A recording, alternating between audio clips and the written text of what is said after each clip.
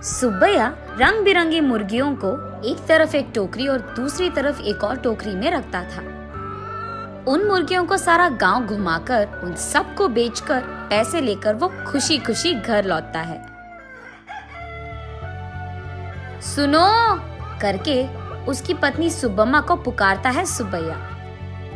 हाँ जी, आप आ गए, सारे मुर्गियों को बेच दिया आपने, ऐसे कहती है सुब्बम्मा। अरे हाँ हाँ, दुगने दाम को बेच दिया मैंने, ऐसे खुशी में कहता है सुब्बैया। हाँ हाँ, उस मुर्गी को अंडे देने के लिए 2 महीने इंतजार करना पड़ेगा अब। हाँ, बात तो सही है। उन सब मुर्गियों में से एक गुलाब रंग की मुर्गी को अपने हाथ में लेकर, हाँ, ये मुर्गी तो हर 2 महीनों में एक बार ही अंडे देता है।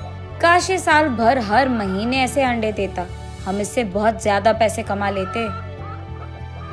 ये कहकर उस मुर्गी को वही जमीन पे छोड़ देता है सुब्बैया। चलो छोड़ो जी, इसी मुर्गे के वजह से तो हम कुछ तो भी कमा पा रहे हैं, अब उसी से काम चलाना होगा। अब चलो, खाने का वक्त हो गया, खाने आ जाइए आप। उस रात के 12 बजने के बाद सुब्बैया धीरे से नींद में जागकर अपनी आंखें खोलता है। उसके बगल में मौजूद सुब्बम्मा गहरी नींद में थी। इसी को मौका मानकर सुब्बैया धीरे से एक चाकू को लेकर बाहर जाता है। बाहर टोकरी के नीचे मौजूद उस गुलाब रंग की मुर्गी को वो बाहर निकालता है और उस मुर्गी से सुब्बैया ऐसे बात करता है। हर महीना अगर तू अंडा देगी तो तेरा कुछ जाएगा क्या? या फिर तुझे इस बात की घमंड है कि तू एक ही है जो रंग बिरंगे अंडे देती है? आज मैं तेरा घमंड उतार दूंगा। तो क्या कि तुम हर महीना अंडे नहीं देती हो, सारे अंडे तो तुम्हारे ही पेट में है ना। उन सारे अंडों को एक ही साथ बाहर निकालकर मैं उन सबको एक ही बार में बहुत ज्यादा पैसे के लिए बेच दूंगा, देख लेना।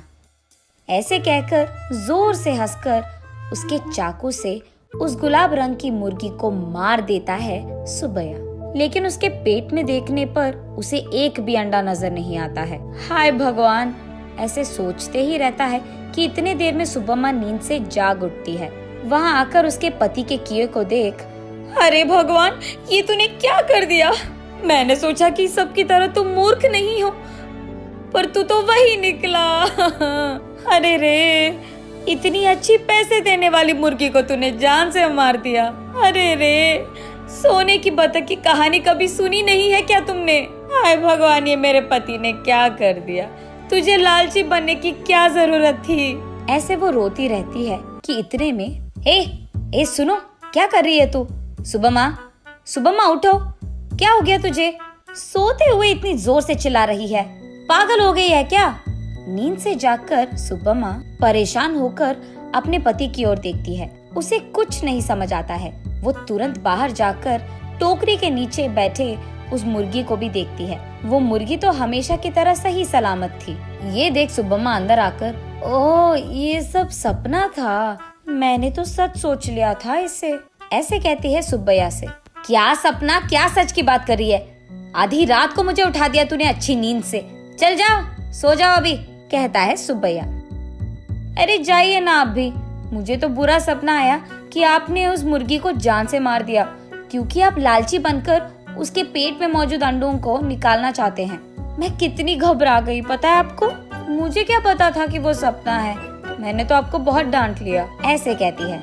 हाँ हाँ, ठीक है ठीक है, वैसे मैं उस मुर्गी को क्यों मार डालूंगा, मैं क्या पागल हूँ? वैसे मुझे तो हमारा अतीत बहुत अच्छी तरह से याद है। आज अगर हमें चैन की नींद मिल रही है तो वो उस गुलाब रंग की मुर्गी के वजह से ही है, उसको मैं क्यों मार डालूंगा? चलो सो जाओ अभी, तुम और तुम्हारे सपने, ऐसे कहकर सुब्बैया सो जाता है। लेकिन सुब्बम्मा वही बैठकर अतीत में चले जाती है। एक समय में सुब्बम्मा और सुब्बैया दोनों मुर्गियों का व्यापार करते थे। सुब्बम्मा कुछ मुर्गियों को अपने घर के पास ही रखती थी। उनको खाना देना, उनके अंडों को इकट्ठा करना और उन अंडों को अगल बगल वालों में बेच देना, बड़े हुए मुर्गियों को बिकाव के लिए रख देना और उन मुर्गियों को सुब्बैया का इधर उधर जाकर बेच देना, यही होता था। लेकिन मुर्गियां हर रोज नहीं बिकती थी, कभी कभार तो 10-15 दिनों में एक ही मुर्गी बिकता था। इसी कारण सारा गांव घूम घूम कर थक कर घर आता था सुब्बैया। कभी कभार तो उन मुर्गियों को दाना डालने के लिए भी सुब्बैया और सुब्बम्मा के पास पैसे नहीं थे। तब एक दिन सारा दिन घूमकर थके हारे सुब्बैया उसके घर लौटता है। घर आकर वो बरामदे में बैठता है और उसके बगल में सुब्बम्मा खड़ी रहती है। क्या आज भी एक भी मुर्गी नहीं बिकी? वो ऐसे पूछ ही रही थी कि वहाँ एक साधु आता है। माता, खाने के लिए कुछ दे दो, ऐसे पूछता है। थका हुआ सुब्बैया, ए साधु, हमारे पास ही खाने के लिए कुछ नहीं है, अब तुम्हें क्या दे?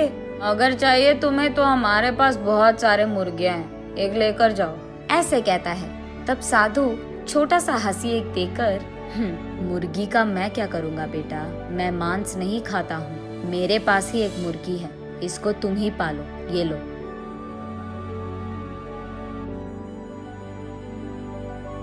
ये कहकर उनके हाथ में मौजूद एक गुलाब रंग की मुर्गी को उसके हाथ में देता है। मुड़कर देखने से पहले ही वो साधु वहाँ से गायब हो जाता है। सुब्बैया तब उस गुलाब रंग की मुर्गी को देख, इस तरह की मुर्गियाँ भी मौजूद है क्या?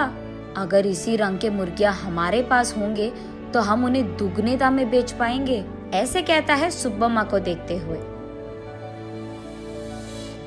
हाँ चलो ठीक है, अब हमें इस प्रकार के मुर्गी कहाँ मिलेगा? वो साधु मांसाहारी नहीं था इसीलिए दिया उसने, वरना इस रंग की मुर्गी हमारे पास कहाँ से आता? ये कहकर उस मुर्गी को वही एक टोकरी में डालकर वहाँ से चले जाते हैं। अगले दिन देखने पर वो मुर्गी अंडे देता है। ये देख वो दोनों उन सारे अंडों को एक जगह इकट्ठा करके रखते हैं। कुछ दिन बाद उन अंडों से बाहर आए मुर्गियों को देख सुब्बम्मा आश्चर्यचकित हो जाती है। अरे सुनो, इधर आइए आप, सुनते हो? अरे कहाँ हो आप? इधर आइए जल्दी। ऐसे वो अपने पति को पुकारती रहती है। अरे क्या हो गया? ऐसे चिल्ला रही है जैसे कोई मर गया, क्या हो गया? उसके ऐसे कहने पर सुब्बम्मा उसे रंग बिरंगी अंडों को दिखाकर ऐसे कहती है, अरे देखिए ना, उस साधु ने जो मुर्गी हमको दिया है उसके अंडों से रंग बिरंगी मुर्गियाँ आई है। ये कहकर सुब्बम्मा उन मुर्गियों को सुब्बैया को दिखाती है। चलो अच्छा ही हुआ, भगवान की कृपा हो या साधु की, हमारे लिए तो ये भला ही है। चलो हमारी मुश्किलें तो खत्म हो गई। आज ही मैं इन सारे मुर्गियों को बाजार में दुगने दाम पर बेचकर उन पैसों के साथ घर लौटूंगा। सुब्बैया जो रंग बिरंगे मुर्गियों को लाता है वहाँ के गांव वाले कभी नहीं देखे थे। इसी कारण गांव वाले सारे बहुत उत्साह से हमें चाहिए तो हमें चाहिए ऐसे एक दूसरे में बहस करते हुए सुब्बैया के पास जाते हैं।